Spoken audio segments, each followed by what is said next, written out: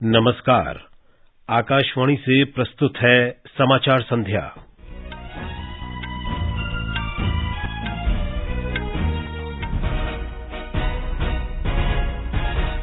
संसद का बजट सत्र कल से शुरू होगा। सरकार ने सत्र के दौरान सुचारू कामकाज सुनिश्चित करने के लिए सभी दलों से सहयोग मांगा। संयुक्त राष्ट्र महासभा के 77वें सत्र के अध्यक्ष साबा कुरैशी ने प्रधानमंत्री नरेंद्र मोदी से मुलाकात की। अध्यक्ष ने रूस यूक्रेन जैसे संघर्षों से बचने के लिए संयुक्त राष्ट्र सुरक्षा परिषद में सुधारों पर बल दिया। त्रिपुरा में विधानसभा चुनाव के लिए नामांकन प्रक्रिया समाप्त। पाकिस्तान के पेशावर में एक मस्जिद में हुए आत्मघाती विस्फोट में 44 लोगों की मृत्यु और 150 से अधिक घायल। कृतज्ञ राष्ट्र ने महात्मा गांधी को उनकी 75वीं पुण्यतिथि पर श्रद्धांजलि अर्पित की। और खेलो इंडिया युवा खेल आज से मध्य प्रदेश में शुरू।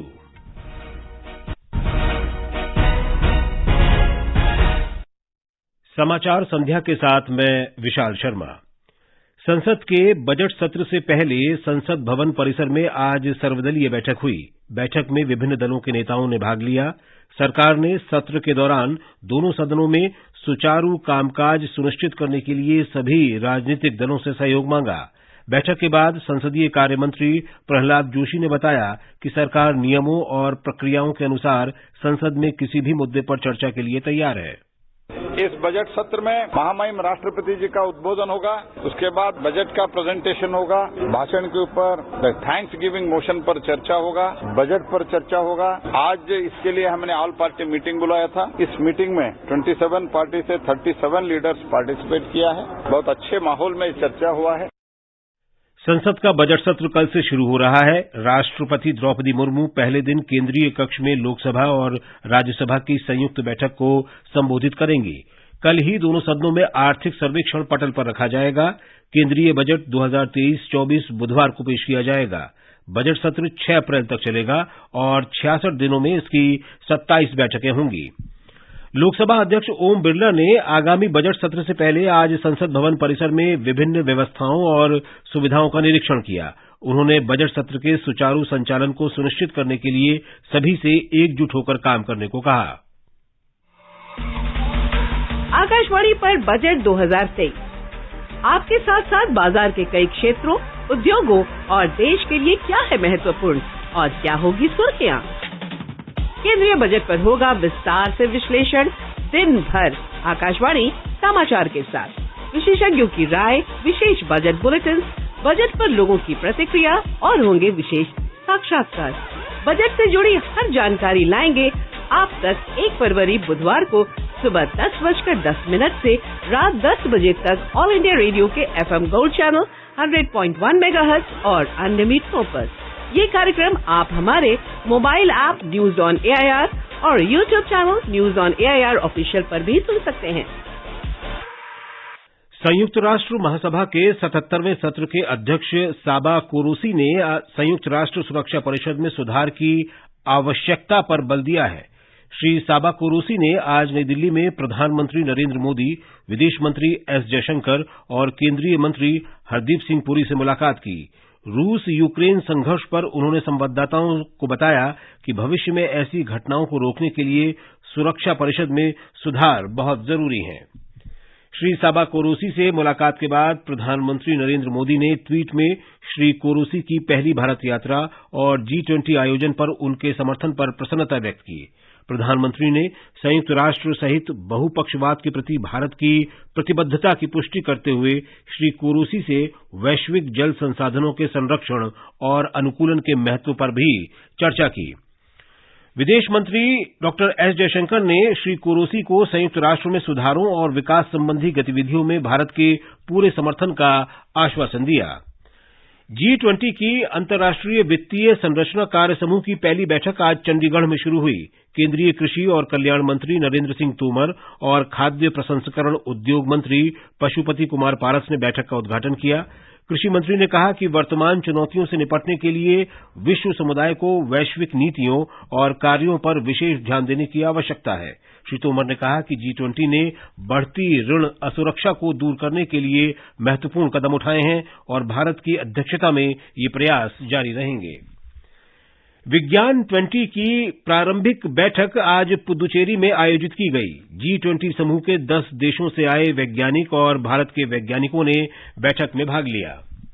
G20 शिखर सम्मेलन की पहली रोजगार कार्य समूह की बैठक 2 से 4 फरवरी को राजस्थान के जोधपुर में आयोजित की जाएगी। बैठक के दौरान वैश्विक कौशल, अर्थव्यवस्था और सामाजिक सुरक्षा पर चर्चा की जाएगी।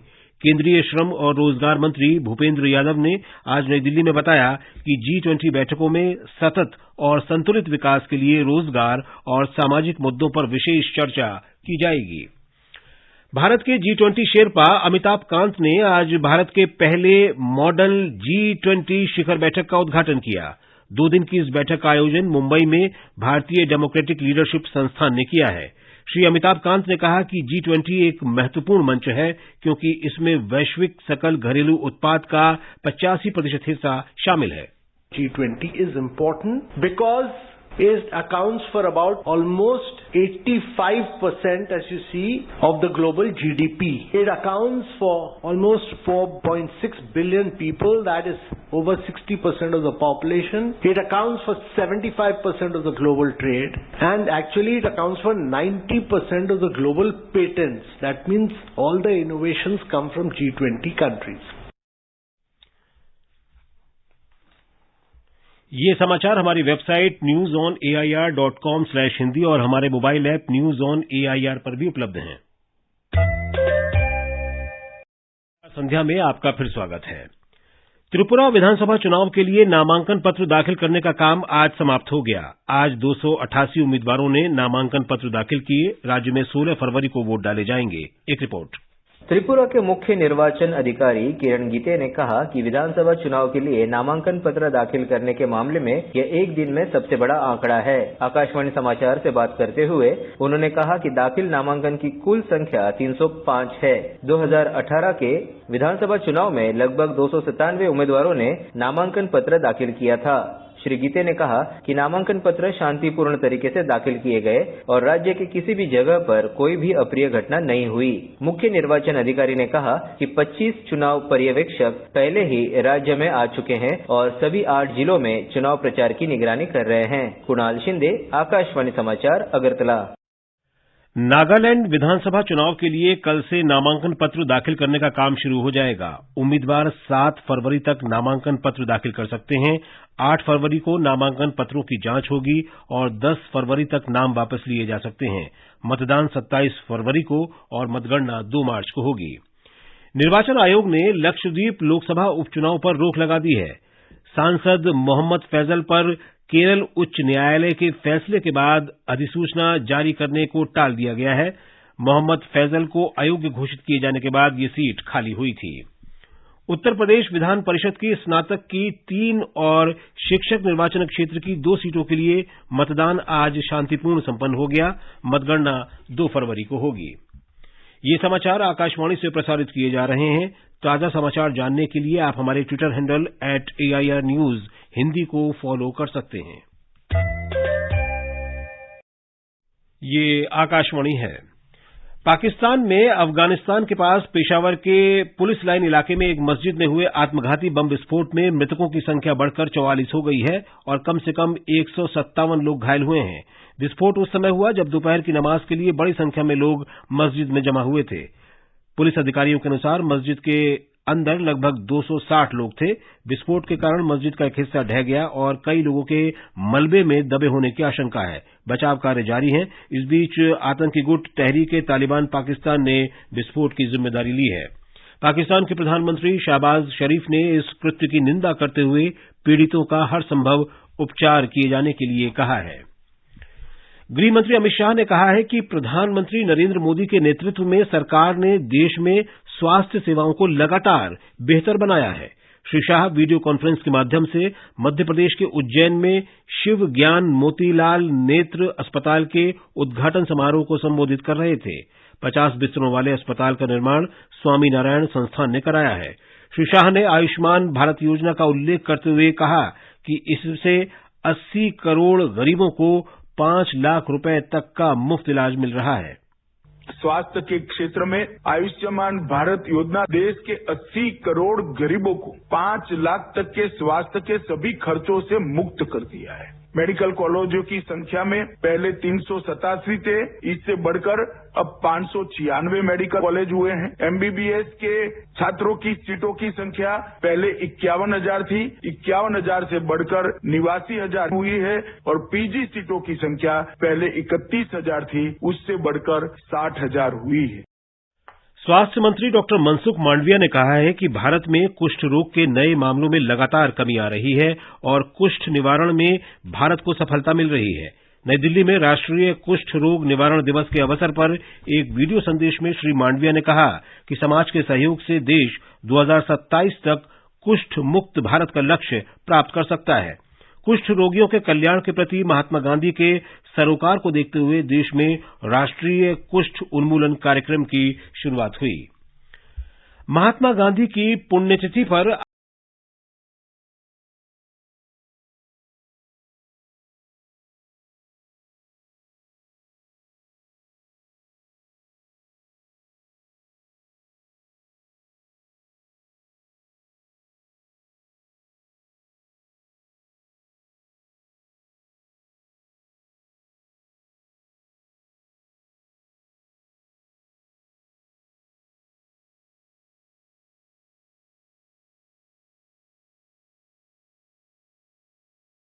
बांग्लादेश के नोआखली और जमालपुर में गांधी आश्रम में आज महात्मा गांधी की पुण्यतिथि पर विशेष कार्यक्रम का आयोजन किया गया। भारत के उच्चायुक्त प्रणय वर्मा ने नोआखली में गांधी आश्रम का दौरा किया और श्रद्धांजलि अर्पित की। 5वें खेलो इंडिया युवा खेल आज मध्य प्रदेश में शुरू हो गए। युवा खेल 11 फरवरी तक आयोजित किए जाएंगे। केंद्रीय खेल और युवा मामले मंत्री अनुराग ठाकुर और मुख्यमंत्री शिवराज सिंह चौहान ने भोपाल के तात्या टोपे नगर स्टेडियम में रंगारंग कार्यक्रम के बीच इन खेलों का उद्घाटन किया। श्री अनुराग सिंह ठाकुर ने कहा कि प्रधानमंत्री नरेंद्र मोदी ने देश में खेलों को आगे ले जाने के लिए हमेशा प्रयास किए हैं और मध्य प्रदेश में युवा खेलो इंडिया का आयोजन इसी प्रयास का हिस्सा है। इन खेलों की 27 खेल स्पर्धाओं में देश भर से करीब 6,000 खिलाड़ी करीब 300 स्वर्ण पदक समेत 900 से अधिक पदकों के लिए अपने खेल कौशल का प्रदर्शन करेंगे। एफआईएच ओडिशा हॉकी पुरुष विश्व कप में भारत के निराशाजनक प्रदर्शन के बाद ग्राहम रीड ने भारतीय हॉकी टीम के मुख्य कोच के पद से इस्तीफा दे दिया है। भारत ने इस प्रतियोगिता में 9वां स्थान हासिल किया था। आकाशवाणी ने मन की बात कार्यक्रम की 100वीं कड़ी के लिए प्रतीक चिन्ह बनाने की प्रतियोगिता शुरू की है। श्रोता इस कार्यक्रम के लिए प्रविष्टि 1 फरवरी तक भेज सकते हैं। प्रतियोगिता के लिए तैयार किया गया डिजिटल प्रतीक चिन्ह ऐसा होना चाहिए जिसका उपयोग किसी भी प्लेटफॉर्म पर किया जा सके। विजेता को पुरस्कार स्वरूप 1 लाख रुपए दिए जाएंगे। प्रतियोगिता संबंधी विवरण mygov.in पर उपलब्ध है। केंद्र शासित प्रदेश जम्मू कश्मीर में बर्फबारी से जनजीवन प्रभावित हुआ है। तेज बर्फबारी के कारण हवाई और सड़क परिवहन भी बाधित हुआ है। प्रशासन ने बर्फ हटाने के लिए कर्मचारियों और मशीनों को लगाया है। गणतंत्र दिवस के अवसर पर नई दिल्ली में कर्तव्य पथ पर परेड में भाग लेने वाले 17 राज्यों और केंद्र शासित प्रदेशों में उत्तराखंड की झांकी को सर्वश्रेष्ठ झांकी चुना गया है। इसमें विश्व प्रसिद्ध पर्यटन स्थल कॉर्बेट नेशनल पार्क और प्रसिद्ध छोलिया नृत्य का प्रदर्शन किया गया था। रक्षा मंत्रालय ने बताया कि दूसरे स्थान पर महाराष्ट्र की झांकी और तीसरे स्थान पर उत्तर प्रदेश की झांकी रही। पंजाब रेजिमेंट सेंटर की टुकड़ी को तीनों सेवाओं में सर्वश्रेष्ठ मार्चिंग टुकड़ी का पुरस्कार दिया गया है। केंद्रीय रिजर्व पुलिस बल को सर्वश्रेष्ठ मार्चिंग दल के रूप में चुना गया। अंत में मुख्य समाचार एक बार फिर। संसद का बजट सत्र कल से शुरू होगा। सरकार ने सत्र के दौरान सुचारू कामकाज सुनिश्चित करने के लिए सभी दलों से सहयोग मांगा। संयुक्त राष्ट्र महासभा के 77वें सत्र के अध्यक्ष साबा कोरोसी ने प्रधानमंत्री नरेंद्र मोदी से मुलाकात की। अध्यक्ष ने रूस यूक्रेन जैसे संघर्षों से बचने के लिए संयुक्त राष्ट्र सुरक्षा परिषद में सुधारों पर बल दिया। त्रिपुरा में विधानसभा चुनाव के लिए नामांकन प्रक्रिया समाप्त। पाकिस्तान के पेशावर में एक मस्जिद में हुए आत्मघाती विस्फोट में 44 लोगों की मृत्यु और 150 से अधिक घायल। कृतज्ञ राष्ट्र ने महात्मा गांधी को उनकी 75वीं पुण्यतिथि पर श्रद्धांजलि अर्पित की और खेलो इंडिया युवा खेल आज से मध्य प्रदेश में शुरू। इसके साथ ही समाचार संध्या का ये अंक समाप्त हुआ। नमस्कार।